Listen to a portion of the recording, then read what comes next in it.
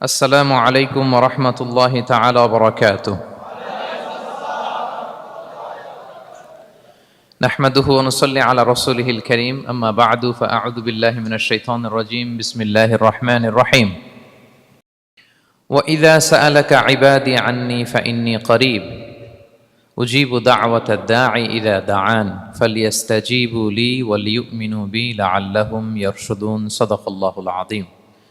رب اشرح لي صدري ويسر لي أمري واحلل عقدة من لساني يفقهوا قولي. আল্লাহ তাআলার শুকরিয়া জ্ঞাপনের পাশাপাশি আমি অন্তরের অন্তঃস্থল থেকে ধন্যবাদ জানাতে চাই বিজনেস কমিউনিটি পাসার বেসার ক্লাংকে এরকম চমৎকার একটি গোছালো পরিবেশে একটি প্রোগ্রাম উপহার দেওয়ার জন্য। সম্মানিত সুধী, যে টপিকটিকে সামনে রেখে আমি কিছু কথা আপনাদের সামনে উপস্থাপন করব, সেই টপিকটি হচ্ছে আমরা কি করে আল্লাহ তাআলার প্রিয় ভাজন হতে পারি, আমরা কিভাবে আল্লাহ তাআলার নৈকট্য হাসিল করতে পারি, ইবাদতের মধ্য দিয়ে কিভাবে আমরা আল্লাহর আরো প্রিয় হয়ে উঠতে পারি, এই টপিকটা নিয়ে আমরা কিছু কথা শুনবো ইনশাআল্লাহ। তার আগে আপনারা বলুন যে আমরা সবাই আল্লাহ তাআলার প্রিয় হতে চাই কি চাই না? সবাই আল্লাহর প্রিয় হতে চান? সবাই আল্লাহ তাআলার নৈকট্যপ্রাপ্ত বান্দা হতে চান? আলহামদুলিল্লাহ, আমরা সবাই একমত যে আমরা আল্লাহ তাআলার প্রিয় হতে চাই, আমরা আল্লাহর আরো কাছে যেতে চাই। আমাদের বাংলাদেশে তো ক্লোজ আপ ওয়ান আমাদেরকে কাছে আসার গল্প শোনায়, কি বলেন? বিবাহ বহির্ভূত একটা ছেলে মেয়ে কিভাবে একে অপরের কাছে আসতে পারে, এই হারাম রিলেশনের গল্প শোনায়। কিন্তু কোরআন আমাদেরকে কি করে আমরা আল্লাহর কাছে যেতে পারবো ওই গল্প শোনাবে। আলহামদুলিল্লাহ পড়েন। তো আমরা সবাই একমত হলাম যে আমরা আল্লাহর কাছে যেতে চাই, কিন্তু কাছে যাব কি করে? তাকে তো আমরা দেখি না। আল্লাহকে দেখা যায়? দেখেছেন কেউ কখনো? আওয়াজ করে বলেন, আল্লাহকে দেখেছেন কেউ? তো যাকে দেখি না তাকে কাছে যাব কি করে? একজনকে চিনি, চিনলেই না তার কাছে যাওয়া যায়, কি বলেন? আল্লাহকে দেখা যায় না। আল্লাহ বলেন লা তুদরিকুহুল আবসার ওয়া হুয়া ইউদরিকুল আবসার ওয়া হুয়াল লতীফুল খবীর। পৃথিবীর কোনো চোখ আমাকে দেখে না, কিন্তু আমি সব চোখগুলোকে দেখি।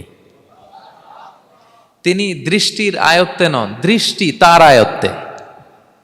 তিনি দৃষ্টির আয়ত্তে নন, বরং দৃষ্টিগুলো তার আয়ত্তে। তাকে দেখা যায় না, কিন্তু আল্লাহ তাআলাকে দেখা না গেলেও তাকে অনুভব করা যায় কি যায় না? আল্লাহ তাআলা বলেন তোমার অনুভূতি দিয়ে তুমি বুঝবে যে আমি তোমার বড্ড কাছে। যে আয়াত দিয়ে আমি শুরু করেছি, আল্লাহ তাআলা বলছেন ওয়া ইযা সাআলাকা ইবাদি আন্নী ফাইন্নী করিব। নবী হে, আপনার উম্মতেরা যখন, আমার বান্দারা যখন আমার ব্যাপারে জিজ্ঞেস করে, আপনি বলুন ফাইন্নী করিব, আমি খুব কাছে। আল্লাহ কি দূরে না কাছে? সবাই বলুন, দূরে না কাছে? আল্লাহ বললেন আমার বান্দারা যখন জিজ্ঞেস করে আমার ব্যাপারে, আপনি বলুন আমি ফাইন্নী করিব, আমি কাছে। উজিবু দাওয়াতাদ দাঈ ইযা দাআন, কেউ যখন আমার কাছে দোয়া করে চায়, আমি তার ডাকে সাড়া দেই। তাহলে এই আয়াত থেকে বুঝলাম আল্লাহ তাআলা কাছে। এখানে তো আল্লাহ কেবল কাছে বলেছেন, আরেকটা আয়াতে আল্লাহ বলেছেন আমি সবচাইতে কাছে, আমার চাইতে কাছে তোমার কেউ হতে পারে না। ওয়া নাহনু আকরাবু ইলাইহি মিন হাবিলিল ওয়ারিদ। আমাদের এখানে গ্রীবাস্থ একটা ধমনী আছে, এই ধমনীটা কেটে দিলে মানুষ মরে যায়। আল্লাহ বলে তোমার এই ধমনীর সাহারক তোমার যত কাছে, আমি আল্লাহ তোমার তার চাইতেও বেশি কাছে। হাবলুল ওয়ারিদের তাফসিরে বেশিরভাগ এসেছে এখানকার সাহারক। কেউ কেউ বলেছেন হাবলুল ওয়ারিদ মানে আমাদের স্পাইনাল কর্ড, মানে আমাদের শির দ্বারা। এটার চেয়ে কাছে আর আমাদের কিছু হতে পারে না। আল্লাহ বলে তোমার শির দ্বারা তোমার যত কাছে, আমি আল্লাহ তোমার তার চাইতেও বেশি কাছে। তাহলে বুঝতে পারলাম যদিও আল্লাহ তাআলাকে দেখা যায় না, কিন্তু তাকে অনুভব করা যায়। আর তিনি বলেছেন তিনি কাছে, ডাকলেই তিনি ডাকে সাড়া দেন। আমরা চাইলেই তার কাছে যেতে পারি। তো আমরা কিভাবে আল্লাহর কাছে যাব, নৈকট্যপ্রাপ্ত বান্দা হব, এটা নিয়ে আমরা কিছু আলোকপাত করবো ইনশাআল্লাহ। আল্লাহ তাআলা পবিত্র কালামুল্লাহ মাজিদে আমাদেরকে জানিয়ে দিয়েছেন কিভাবে আমরা তার আরো কাছে যেতে পারি।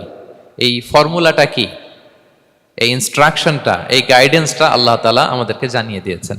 তিনি বলেছেন কোরআনে, আল্লাহ তাআলা বলেছেন ওয়াসজুদ ওয়াকতারিব, যদি তোমরা আমার কাছে আসতে চাও তাহলে তোমরা সিজদায় লুটিয়ে পড়ো। তাহলে ফর্মুলা পেয়ে গেছি না? আল্লাহর কাছে যেতে হলে সিজদায় লুটিয়ে পড়তে হবে। আপনি সিজদায় চলে গেলেন তো আল্লাহর কাছে চলে গেলেন।